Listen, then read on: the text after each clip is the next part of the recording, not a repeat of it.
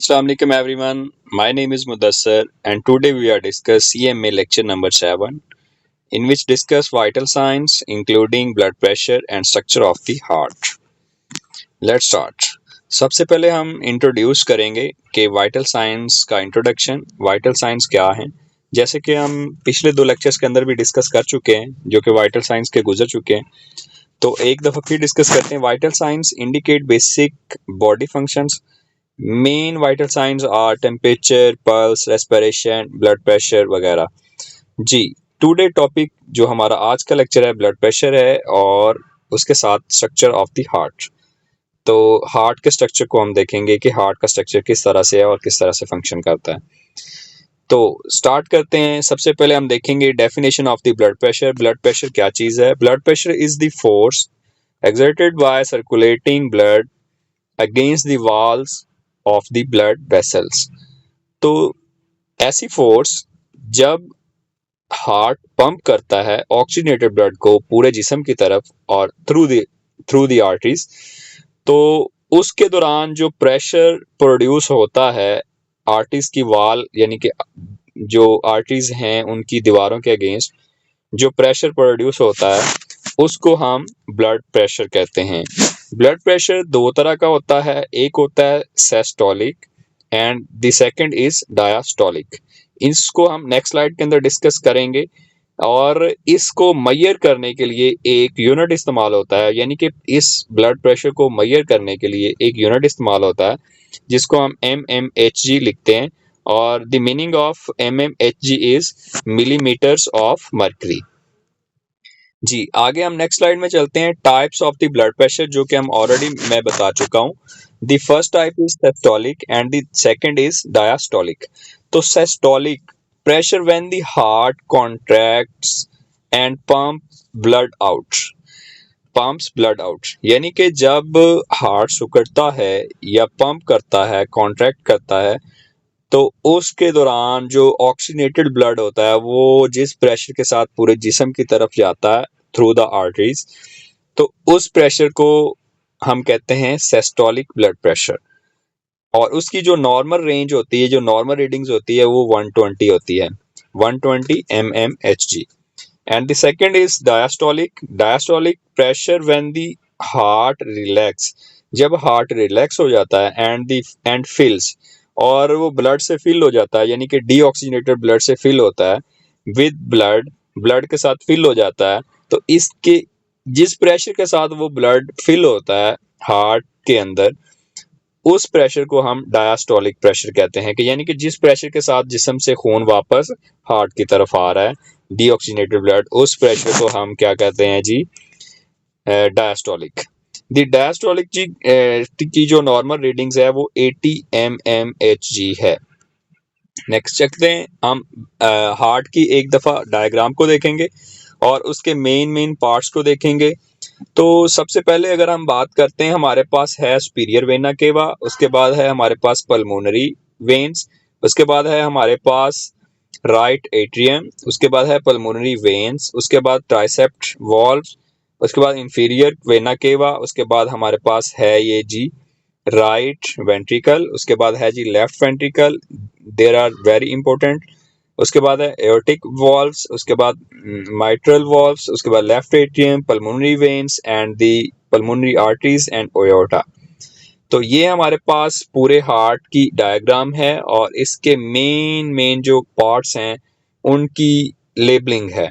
इनको ज़हन नशीन कर लें कि कौन सा पार्ट किस एरिया में होता है, लेफ्ट कौन सा, राइट कौन सा, एट्रियम कौन सा है, वेंट्रिकल कौन सा है, वेंट्रिकल का क्या फंक्शन है, एट्रियम का क्या फंक्शन है, वॉल्स कितने होते हैं और चैम्बर कितने हैं। चैम्बर यानी कि हार्ट के कितने चैम्बर्स होते हैं। बेसिकली जैसे वेंट्रिकल और एट्रियम जो हैं ये 2 ही होते हैं, लेकिन एक लेफ्ट और एक राइट होता है। एट्रियम भी एक लेफ्ट एट्रियम, एक राइट एट्रियम, और एक राइट वेंट्रिकल, एक लेफ्ट वेंट्रिकल होता है। तो आगे हम इनकी डिटेल में डिस्कस करते हैं कि एट्रियम्स का क्या फंक्शन है, सुपीरियर वेना केवा क्या है, पल्मोनरी वेन क्या है, राइट एट्रियम क्या है, राइट वेंट्रिकल क्या है। तो ये सारी हम आगे डिस्कस करते हैं।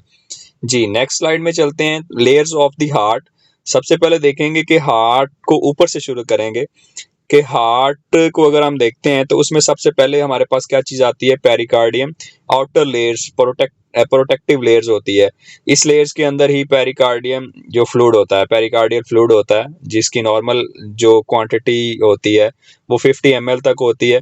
50 ml तक जो पेरिकार्डियल फ्लूइड होता है, और उसके बाद ये प्रोटेक्ट करता है हार्ट को और उसको रगड़ लगने से बचाता है। उसके बाद हमारे पास सेकंड लेयर होती है मायोकार्डियम लेयर्स। मायोकार्डियम जो है वो मस्कुलर मिडल लेयर्स होती है। उसके बाद थर्ड है एंडोकार्डियम, इनर लाइनिंग लेयर्स।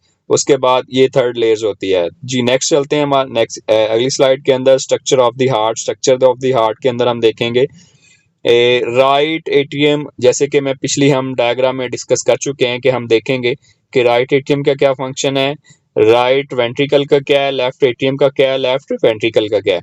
तो हम देखते हैं सबसे पहले टॉपिक में। तो सबसे पहले हमारे पास है जी राइट एट्रियम। राइट एट्रियम जो होता है, रिसीव्ड और deoxygenated blood from the body.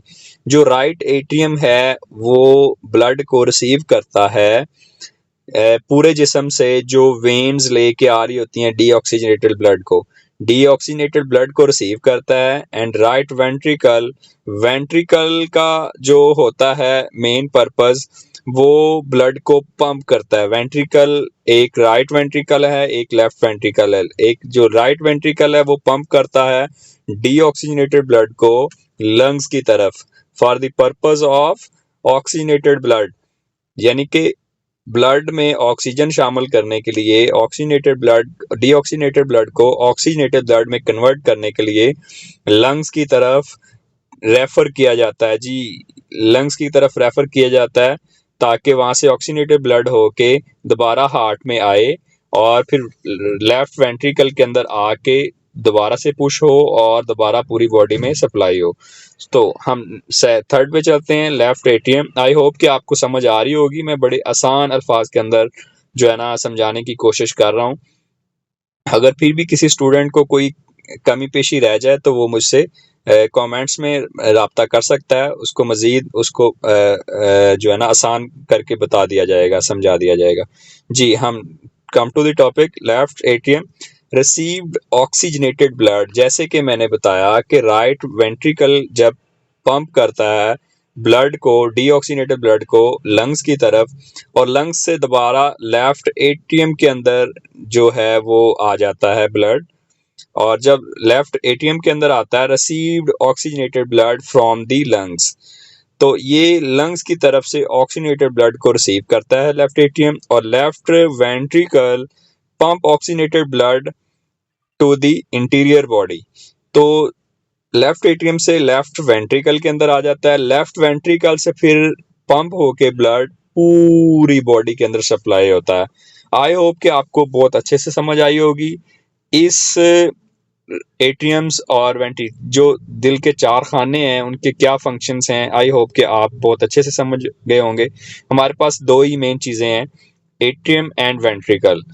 तो एट्रियम एक लेफ्ट है एक राइट है, वेंट्रिकल एक लेफ्ट है एक राइट है। जो एक साइड है यानी कि राइट साइड, हार्ट की जो राइट साइड है वो डीऑक्सीनेटेड ब्लड वाली है, and the right side is oxygenated blood.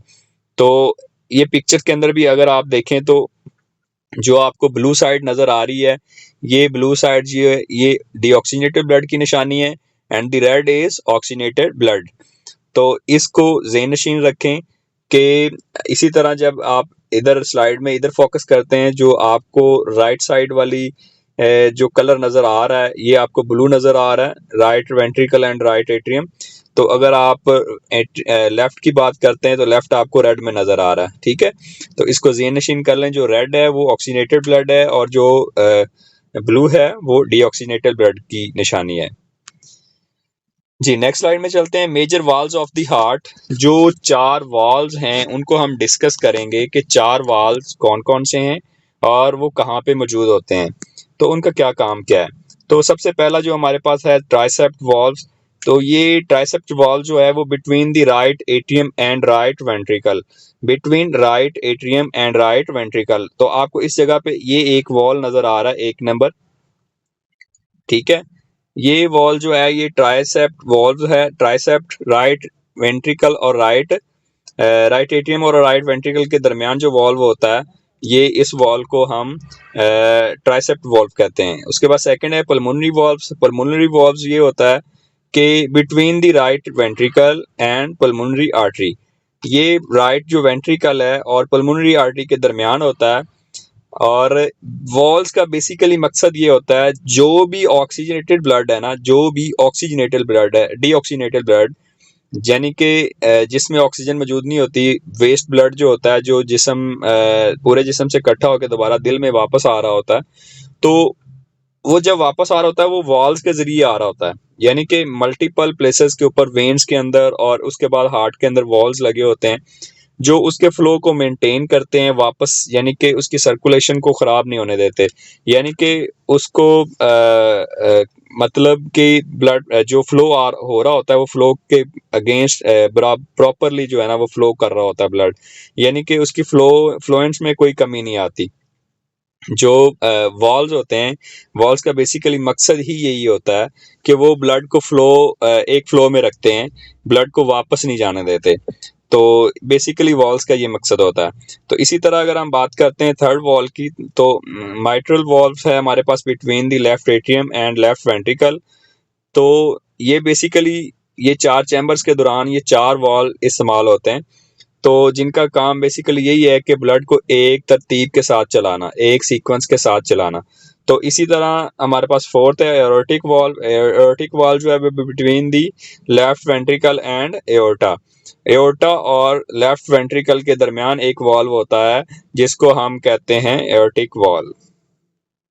Next slide की तरफ मूव करते हैं। मेजर ब्लड वेसल्स की बात करते हैं। तो मेजर ब्लड वेसल्स की अगर बात करते हैं, यानी कि कोई ऐसी नालियां हैं खून की जो पूरे जिस्म से ब्लड को लेके आती हैं और पूरे जिस्म में लेके जाती हैं। तो उनकी अगर हम बात करते हैं तो उनमें हमारे पास है superior and inferior vena cava. तो अगर हम सिंपली इनकी अगर बात करते हैं, carry blood from the body into the heart, यानी कि ब्लड को कैरी करती हैं फ्रॉम द बॉडी जिस्म से और इनटू द हार्ट और हार्ट की तरफ लेके जाती हैं। अगर हम बात करते हैं superior vena cava, superior vena cava जो है वो brings blood from the upper body to the heart, brings blood from the upper body to the heart. यानी कि अपर बॉडी जो है, अपर बॉडी से ये ब्लड को लेती है और ये लेके जाती है दिल की तरफ। अपर बॉडी में आपके पास हेड है, आपकी अपर चेस्ट है, यानी कि डायाफ्राम से ऊपर ऊपर जो ब्लड है, डायाफ्राम जिसके नीचे फिर आगे एब्डोमेन आ जाता है। तो डायाफ्राम यानी कि लंग्स जिसके ऊपर पड़ा होता है डायाफ्राम, उससे ऊपर ऊपर का जो ब्लड है वो सुपीरियर वेना केवा कलेक्ट करके हार्ट की तरफ लेके जाती है। जो इंफीरियर वेना केवा है वो brings blood from the lower body to the heart. जो abdomen, kidney, liver and lower extremity, तो इनका जो ब्लड है ये कलेक्ट करके हार्ट की तरफ लेके आती है। तो बेसिकली अगर समझा जाए तो ये दोनों वेन्स, सुपीरियर एंड इंफीरियर, ऐसी वेन्स हैं जो जिस्म से ब्लड को कलेक्ट करती हैं, कलेक्ट करके हार्ट की तरफ लेके जाती हैं। नेक्स्ट स्लाइड पे चलते हैं जी। अब हम डिस्कस करेंगे थोड़ा, देखेंगे कि major valves of the heart, जो कि हम ऑलरेडी कर चुके हैं, अब इनको देखेंगे अगेन। ट्राइसेप्ट वॉल्व ये राइट एट्रियम और राइट वेंट्रिकल के दरमियान होता है। Right atrium and right ventricle के दरमियान होता है और ये ब्लड को allow blood flow from right atrium to right ventricle. तो राइट एट्रियम से जो राइट वेंट्रिकल के अंदर ब्लड आता है ये उस फ्लो को मेंटेन करता है। इस वॉल्व का बेसिकली मकसद ही ये है, उतना ही ब्लड आगे देता है जितना चैम्बर के अंदर रिक्वायर्ड होता है। और जब वो पुश हो जाता है, पुश होने के बाद वो आगे की तरफ जाता है और वॉल पीछे की तरफ यानी कि राइट एट्रियम की तरफ नहीं आने देता। वॉल का बेसिकली मकसद ही यही होता है कि जिस सिमत आप ब्लड जा रहा है, जिस सीक्वेंस के साथ जा रहा है उसी दिशा की तरफ जाएगा, उसके ओपोजिट यानी कि पीछे वापस रिवर्स नहीं होगा। वॉल का बेसिकली मकसद ये है कि सिर्फ ब्लड जिस तरफ मूव हुआ है उसी तरफ ही आगे जाए, दोबारा वापस ना आए। ओके, दोबारा सर्कुलेट होके वापस दोबारा आएगा, बट वैसे फौरन से वैसे वापस नहीं आ सके। तो आगे पल्मोनरी वॉल्व्स की बात करते हैं। राइट वेंट्रिकल है और राइट वेंट्रिकल और पल्मोनरी आर्टरीज के दरमियान एक वाल्व होता है। Flow of the blood to lungs prevent back flow. देखिए ना, बैक फ्लो जो है, बैक फ्लो मीन के जिस जिस जिस एरिया से ब्लड, ये देखें फर्स्ट से सेकंड की तरफ आ रहा है, तो सेकंड ने जब ये कॉन्ट्रैक्ट करना है तो इसको भेजना है फोर की तरफ, लंग्स की तरफ भेजना है। जब इसको लंग्स की तरफ भेजना है तो इधर भी एक वॉल्व लगा हुआ है, ठीक है, पल्मोनरी वॉल्व। तो पल्मोनरी वॉल्व के अंदर जब इसको भेजना है तो यानी कि जब ये कॉन्ट्रैक्ट करेगा तो ब्लड वापस इस तरफ नहीं जाएगा, ब्लड सीधा ऊपर की तरफ जाएगा नेक्स्ट वॉल्व की तरफ, और जब उस तरफ चला जाएगा तो फिर ये बंद हो जाएगा वॉल्व, और ये वाला दोबारा खुलेगा, ये रिलैक्स करेगा, दोबारा खुलेगा, और यहाँ से ब्लड दोबारा इस एटीएम के अंदर आ जाएगा, इस वेंट्रिकल के अंदर आ जाएगा, एटीएम से वेंट्रिकल के अंदर आ जाएगा। जब वेंट्रिकल के अंदर आएगा तो दोबारा से पुश करेगा, फिर इसी तरह ये चलता रहेगा, इधर से इस तरह से चलता रहता है। ये आप अगर ये देख रहे हैं तो इधर से आपको समझ आ रही होगी। तो जब इधर से ब्लड एटीएम के अंदर आता है, एटीएम से वेंट्रिकल के अंदर आता है, वेंट्रिकल से पुश होके लंग्स की तरफ चला जाता है। तो ये बेसिकली, और वाल इसके दरमियान ये दो जो वर्क कर रहे हैं, तो बेसिकली वाल्स का काम यही है कि वो एक फ्लो के अंदर ही चलाएं जिस फ्लो के अंदर चल रहा है, और दोबारा ब्लड वहां से दोबारा जब ये कॉन्ट्रैक्ट करता है यानी कि सुकड़ता है, पंप करता है ये वेंट्रिकुलर, तो उस वक्त दोबारा ब्लड यानी कि ये एक से इन्होंने लिया था तो एक में वापस ना जाए, ये दो की तरफ ही जाए, ठीक है। तो बेसिकली इसका मकसद ये है। ओके, तो हम माइट्रल की वॉल्व की तरफ चलते हैं। इसका भी सेम यही फंक्शन है जो कि हम ऑलरेडी डिस्कस कर चुके हैं। तो अगर किसी का इसके मतलब कोई क्वेश्चन हो तो हम उसको ब्रीफ कर देंगे। तो आगे नेक्स्ट चलते हैं। Types of the blood vessels. तो हम देखेंगे कि कितनी टाइप्स की ब्लड वेसल्स होती हैं। तो अमूमन हमारे पास आर्टरीज, वेन्स और कैपिलरीज। आर्टरीज जो होती हैं वो ब्लड सप्लाई करती हैं पूरे जिस्म को। वेन्स जो होती हैं वो ब्लड लेती हैं पूरे जिस्म से और वापस लेके आती हैं हार्ट की तरफ। और कैपिलरीज जो होती हैं वो टिश्यूज को जो है ना ब्लड सप्लाई करती हैं, और यहाँ से आगे कन्वर्ट होके वापस वेन्स के साथ अटैच हो जाती हैं, वेन्स के साथ अटैच हो जाती हैं। तो function of the blood vessels, तो आर्टरीज की अगर हम बात करते हैं, take oxygenated blood from the heart to body. तो जैसे कि हम बात कर रहे थे कि दी ऑक्सीनेटेड ब्लड, ये ऑक्सीनेटेड ब्लड को लेती हैं, ब्लड फ्रॉम हार्ट, दिल से, और जिस्म को देती हैं। जो वेन्स हैं, return deoxygenated blood from the body to heart. तो ये पूरे जिस्म से डीऑक्सीनेटेड ब्लड लेके वापस दिल को देती हैं। तो कैपिलरीज होती हैं, allow exchange of oxygenated nutrients and waste between blood and tissues. तो ये टिश्यू को सप्लाई करते हैं न्यूट्रिएंट्स, ऑक्सीजन, एंड जब वेस्ट होने के बाद ब्लड एंड टिश्यूज, और उसके बाद जो ये कैपिलरीज जो है वो वापस वेन्स को ब्लड देती है, और वेन्स फिर आगे लेके हार्ट की तरफ चली जाती है। तो नेक्स्ट स्लाइड पे आते हैं। तो सबसे पहले हम देखेंगे कि पल्मोनरी आर्टरीज और पल्मोनरी वेन्स। तो पल्मोनरी वाहद, ये ज़हन नशीन कर लें, और ये बड़ा इंपॉर्टेंट टॉपिक जो अभी हम डिस्कस करने जा रहे हैं, तो इसको थोड़ा ज़हन नशीन रखिएगा। पल्मोनरी आर्टरी, आर्टरी जैसे कि मैंने पहले बताया था कि आर्टरीज के अंदर ऑक्सीनेटेड ब्लड होता है, और पल्मोनरी वेन्स के अंदर पल्मोनरी वेन्स की बात नहीं करूंगा, वेन्स के अंदर डीऑक्सीनेटेड ब्लड होता है। तो पल्मोनरी जो आर्टरी है ये वाहद आर्टरी है जिसके अंदर डीऑक्सीनेटेड ब्लड होता है।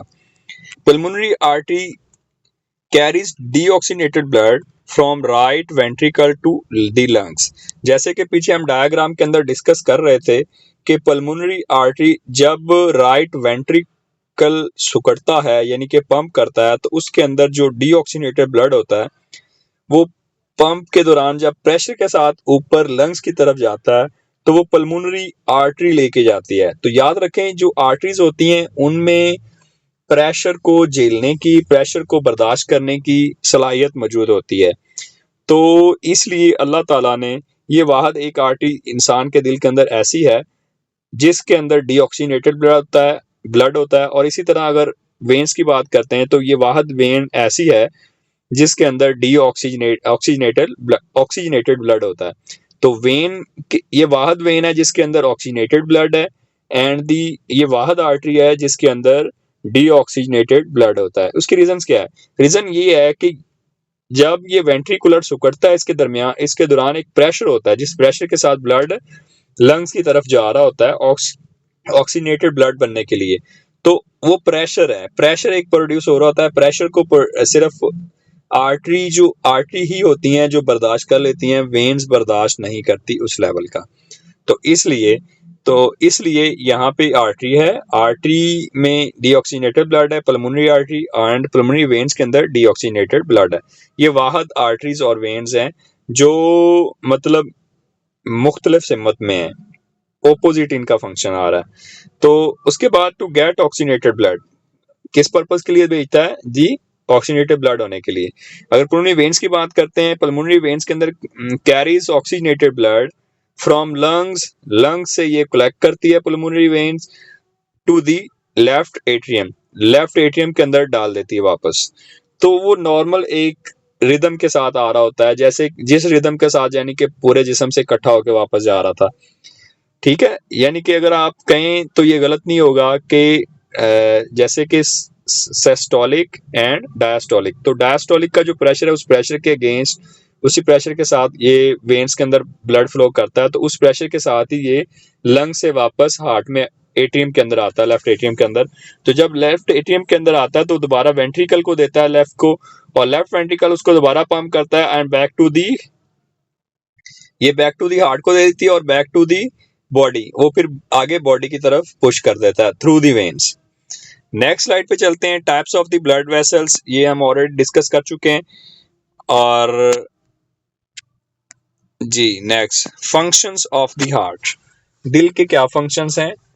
तो दिल का बेसिकली जो मेन फंक्शंस है वो transport oxygen, pump oxygen rich blood from the lungs to the rest of the body. उसके बाद रिमूव कार्बन डाइऑक्साइड को रिमूव करता है and other waste products from the body, maintain blood pressure, maintain proper blood pressure to ensure adequate blood from flow to the organs, maintain blood pressure, maintains proper blood pressure to ensure adequate blood flow to the organs.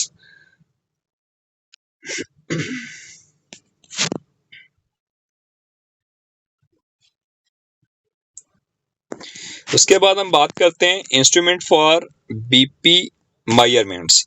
BP अगर हम blood pressure को measurements करते हैं तो blood pressure को measurements करने के लिए कौन कौन से जो इक्विपमेंट्स हैं वो यूज होते हैं? तो स्फिग्मोमैनोमीटर है, manual and androids with stethoscope, और स्टेथोस्कोप के साथ इसको हम यूज करते हैं।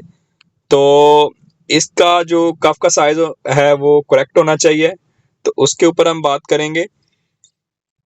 आगे हम इसको देखते हैं, इसकी लेबलिंग देखते हैं। तो इसमें हमारे पास इन्फ्लेशन बल्ब है जिसके साथ आप हवा को पंप करते हैं, एयर फिल करते हैं। उसके बाद एयर रिलीज वॉल्व है, ये एयर रिलीज वॉल्व है। उसके बाद ये जो है ट्यूब आपको नजर आ रही हैं, ये ट्यूब्स हैं, रबर ट्यूब्स हैं। उसके बाद है ये एक साइन आपको नजर आ रहा है, आर्टरी पोजीशन इंडिकेटर, लेबल्स लगा हुआ है। उसके बाद एंड्रॉयड मैनोमीटर गैग लगा हुआ है, ये आपको नजर आ रहा है। उसके बाद ये एक एरो दिया हुआ है, इंडेक्स मार्किंग एरो दिया हुआ है। अगर हम स्टेथोस्कोप की बात करते हैं, स्टेथोस्कोप में हमारे पास ये ईयर पीस है, ईयर ट्यूब है। उसके बाद है बैनुअल स्प्रिंग है जो दोनों को होल्ड करके रखता है और उसके लास्टिंग प्रोवाइड करता है। उसके बाद ट्यूबिंग है। उसके बाद ये हमारे पास स्टेम है, स्टेम के बाद चेस्ट पीस है, और ये नीचे वाला जो एरिया है वो डायफ्राम है। नेक्स्ट स्लाइड में अगर हम चलते हैं methods of the BP measurements, तो अगर हम बात करते हैं टाइप्स की, तो हमारे पास ब्लड प्रेशर चेक करने के लिए 3 तरीके हैं। एक तो डिजिटल है जो कि आजकल चल रहा है, आजकल के दौर के अंदर चल रहा है डिजिटल, और जो कि हर कोई चेक कर सकता है। और अगर हम टेक्निकली बात करें तो हमारे पास 2 मेथड्स हैं, एस्कल्टेटली एंड पैल्पेटरी। तो ये 2 मेथड्स हैं। तो एस्कल्टेटली जो है वो सबसे बेस्ट है। तो पैल्पेटरी मेथड जो है ये रेडियल आर्टरी की तरफ से चेक किया जाता है, एस्कल्टेटरी मेथड जो है वो ब्रेकियल आर्टरी से हम चेक करते हैं। तो मोस्ट एक्यूरेट जो मेथड है वो एस्कल्टेटरी है। तो इसकी अगर हम बात करते हैं, इसको मजीद डिस्कस करते हैं। एस्कल्टेटरी मेथड जो है अस्कल्टेटली मेथड के अंदर जो है यूजिंग ए स्टेथोस्कोप, इसमें हम स्टेथोस्कोप का इस्तेमाल करते हैं एंड स्फीमोमैनोमीटर इस अपरेटस का इस्तेमाल करते हैं, जो कि हमने ऑलरेडी इसके पार्ट्स को डिस्कस कर लिया है। और listen to the blood flow sounds, और ब्लड फ्लो के साउंड्स को सुनते हैं। जहां से शुरू होता है एक रीडिंग वो लेते हैं, उसको उस रीडिंग को क्या कहते हैं हम, systolic. And the second last जहां पे वो साउंड्स बंद होता है उसको हम उस रीडिंग को क्या कहते हैं, डायस्टोलिक।